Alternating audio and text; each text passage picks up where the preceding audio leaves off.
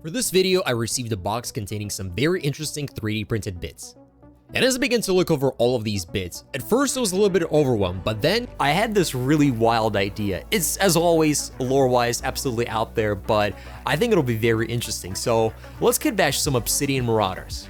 In full disclosure, I was sent this box for free to essentially provide a review on it. The first bit that caught my eye was this shield with a Tyranid chitin on it. There wasn't a matching arm to go with it, so I decided to use a Primaris arm from the Intercessor kit that is usually holding a gun, which surprisingly provided a pretty natural pose for the shield, and it worked out really well.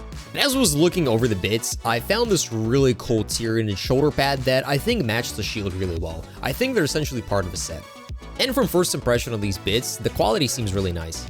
Now the question some of you might be asking, what are Obsidian Marauders and why am I kitbashing them? Well, essentially while kitbashing this project, I couldn't decide on what these guys were going to be, and I had a very large variety of units. So I decided that lore-wise, these guys are going to be something of a special squad, similar to what in the lore are known as deathwatch Blackshields, but with a bit of a homebrew twist on their lore.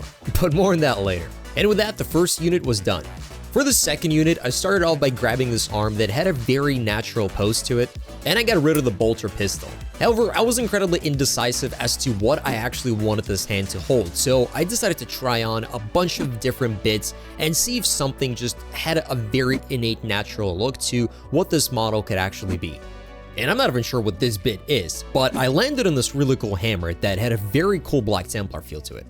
So I decided to hone in on that aesthetic and give him a secondary shield with a Black Templar marking on it. For the arm holding the shield, I decided to use this arm. It's once again from the Primaris Intercessor kit and is used to hold the bolter with two hands. The pose felt very similar and I thought it would actually look really cool with a shield. I couldn't decide if I wanted a more defensive state with the shield going up, however I actually really enjoyed the idea of leaning the shield slightly down as if it's extremely heavy, as the shield looks very massive. And as this guy was a Black Templar, I gave him a matching knight-looking head.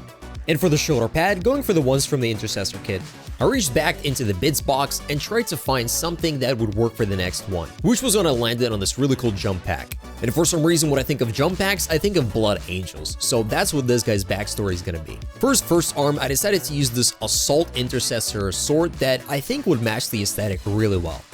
For his second arm, I decided to use this Vox Communication arm that I thought created a very interesting pose as he's about to jump with his pack, and giving him one of these Tyranid shoulder pads that I thought looked kinda cool. For the head, giving a simple Intercessor helmet.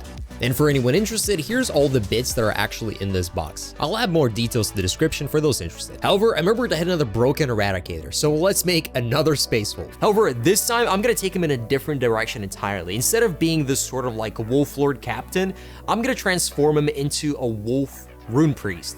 They're not Psychers, absolutely not, you know, Psychers, we spit on that. No, this is a Rune Priest. They take their magical powers from Fenris, an entirely different concept. So with that cleared up, let's kitbash a Rune Priest. Well, I suppose not really, but you know, he's Rune Priest inspired. I just really wanted to use one of these cold Fenrisian spears, and I just wanted to have an excuse for why this guy's a Psyker, because I just really enjoy Psychers. I don't have a large amount of Gravis arms, so this is the only arm I found where I'll actually be able to post something in it.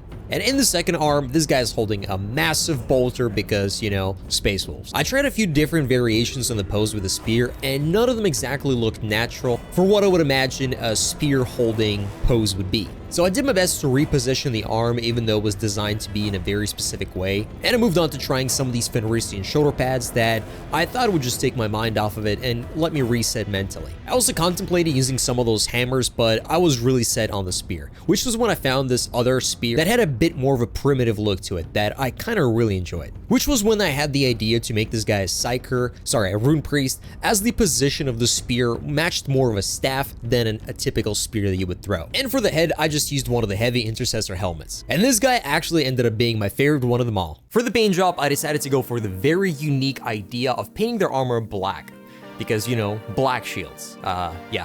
But going back to my lore as to why these guys are known as the Obsidian Marauders. Before all the Primaris units were sent into their home chapters, they were part of the Grey Shields, or also known as the Unnumbered Sons. Lord Gilman essentially took the Primaris on a nice round trip around the galaxy in that tiny little known Indominus crusade.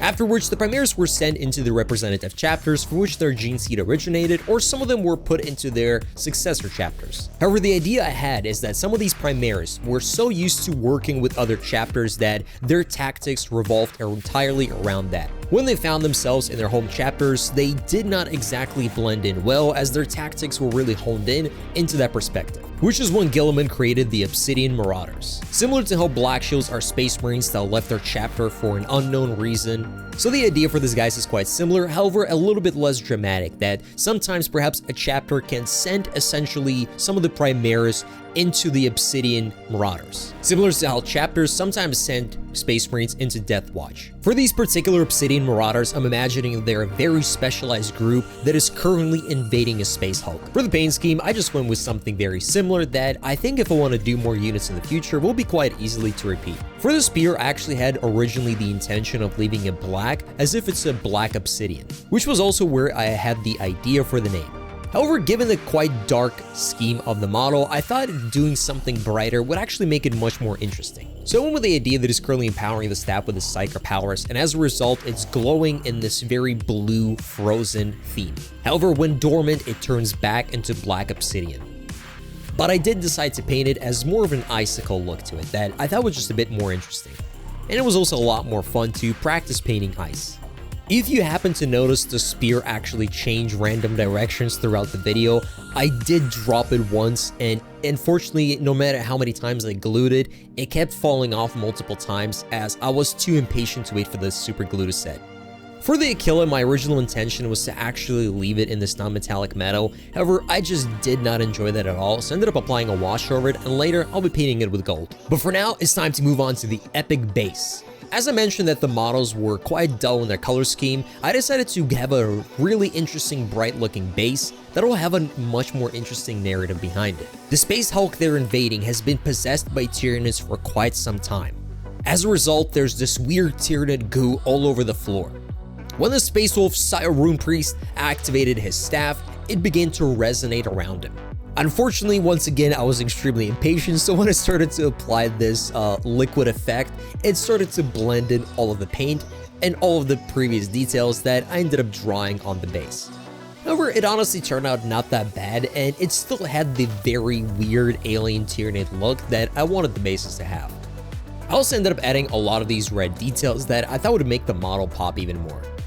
Which was fortunate because as I was working on the other models, I entirely forgot that I had a black Templar with a massive red cross.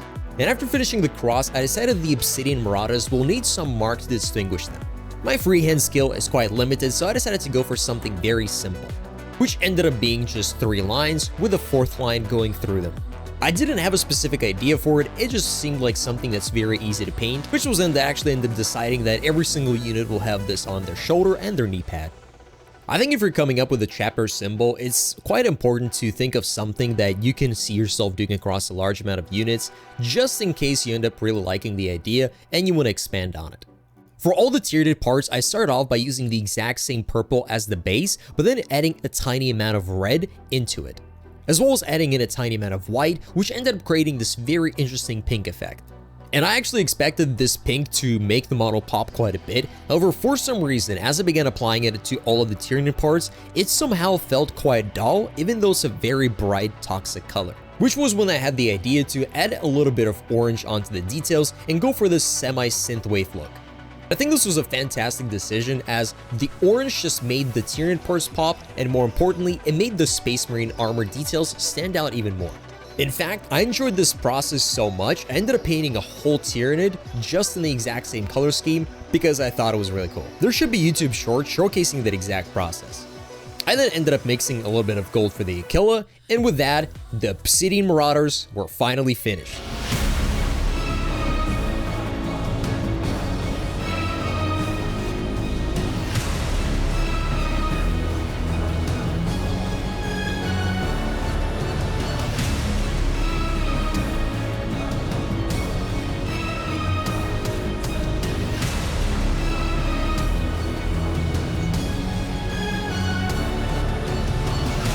And thank you for watching. I hope you enjoyed the video, and as always, liking and leaving a comment helps out a massive amount. So I'll see you next time. Bye. And for those of you interested in the bits, the website's called Resin Minotaur, who were again kind enough to send me this box for free.